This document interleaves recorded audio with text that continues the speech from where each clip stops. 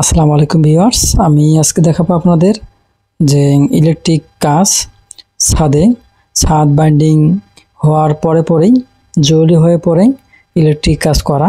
এই ইলেকট্রিক কাজগুলো করতে হবে ডিজাইন বা বসিয়ার দেখে, কোথায় রুম আছে, কোথায় কিচেন রুম আছে, কোথায় বাথরুম বা কোথায় ব্যালকনি আছে, এই জিনিসগুলো ভালোভাবে দেখতে হবে এবং দেখতে হবে যে রুমগুলোতে ড্রয়িং রুম বা ডাইনিং রুম এবং যে রুমগুলো থাকে এই রুমগুলো কোথায় ফ্যান আছে সেইটা আগে দেখতে হবে। ডিজাইনে দেখার পরে সেই অনুযায়ী মাপ নিয়ে এই জিনিসগুলো বসাতে হবে, অর্থাৎ ফ্যান বসাতে হবে।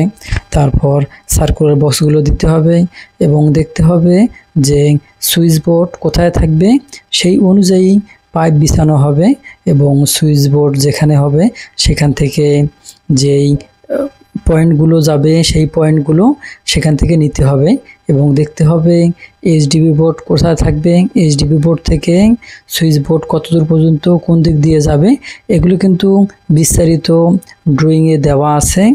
যারা কাজ করে বা যারা কাজ দেখাশোনা করে তারা কিন্তু এগুলো দেখে বুঝবে বা দেখে এগুলো করবে। সেদিকে আপনারা শুধু লক্ষ্য করবেন যেন কোনোভাবে এগুলো মিস না হয়। অর্থাৎ ফ্যান হুকগুলো বসাতে হবে, আর ফ্যান হুক যদি ভুলে না বসান পরে আলাদাভাবে ডিল করতে হবে এবং তার পয়েন্ট খোঁজা সমস্যা হয়ে যাবে। এই কারণে অবশ্যই বাতির পয়েন্টগুলো এবং যে পয়েন্টগুলো দরকার হয়, যেমন আপনারা জানেন যে ব্যালকনি যে জায়গা থাকে, ব্যালকনি লাইট থাকে এবং তার পাশে ওয়াল, এই ওয়ালে থাকে সুইচ বোর্ড। অবশ্যই এই সুইচ বোর্ড এবং ব্যালকনির সাথে সম্পর্ক থাকবে। এই জিনিসগুলো কিন্তু দেখে শুনে করে নিতে হবে।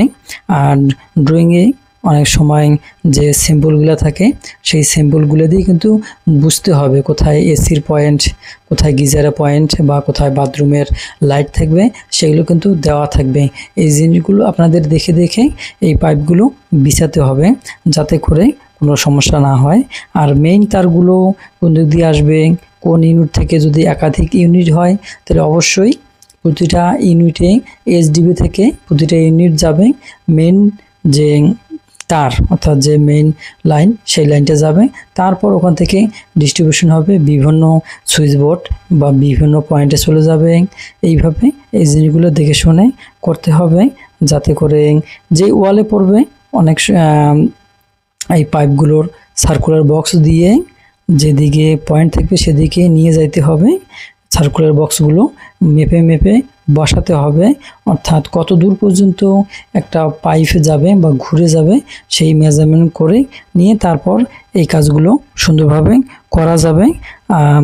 এখানে যে ব্যালকনি দেখতে পাচ্ছেন এই ব্যালকনির অংশটুকু দিয়ে তার যাবে, এই কারণে এই লাইনগুলো বিছানো, এই কনডুইট পাইপগুলো বিছানো। আর এইগুলো সতর্ক করে দেখতে হবে।